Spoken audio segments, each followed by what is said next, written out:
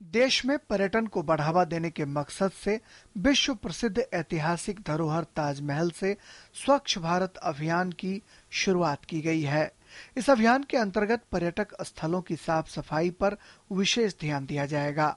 17वीं शताब्दी में बनाया गया ताजमहल इस परियोजना के तहत शामिल किया गया दूसरा पर्यटक स्थल है। ताज को सार्वजनिक उपक्रम ओएनजीसी ने गोद ले रखा है। इससे पहले पिछले साल इस अभियान के अंतर्गत कुतुब मीनार को भारतीय पर्यटन विकास निगम ने गोद लिया था। पर्यटन मंत्रालय ने एक कार्य योजना बनाई है जिसके अनुसार देश भर में कम से कम 36 स्मारक और पर्यटक स्थलों को स्वच्छ भारत अभियान के तहत शामिल किया जाएगा। The corporate sector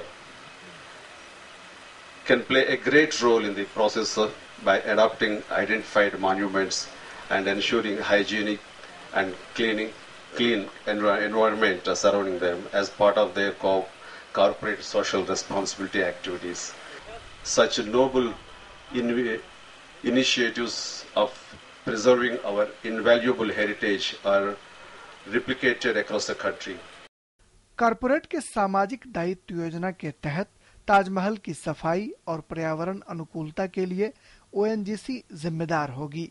इस अभियान के तहत भारतीय पुरातत्व सर्वेक्षण द्वारा किए गए सभी कार्यों का खर्च ओएनजीसी उठाएगा। Areas which force us to passionately think about what we can do to even maintain the upkeep and restore the old glory of our monuments. And we are very glad that we have been offered not only the upkeep of Taj, but besides that the Lal Killa, the Ellora and Ajanta caves, Mahabalipuram temple, and Elephanta caves.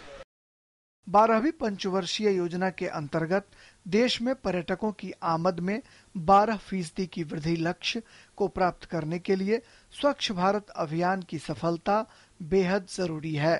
वर्तमान में साल भर में 60 लाख पर्यटक देश में आते हैं। साफ सफाई और अव्यवस्थाओं की वजह से आज देश पर्यटन के क्षेत्र में अपनी पूरी क्षमताओं का दोहन नहीं कर पा रहा है। Bureau report, DD news.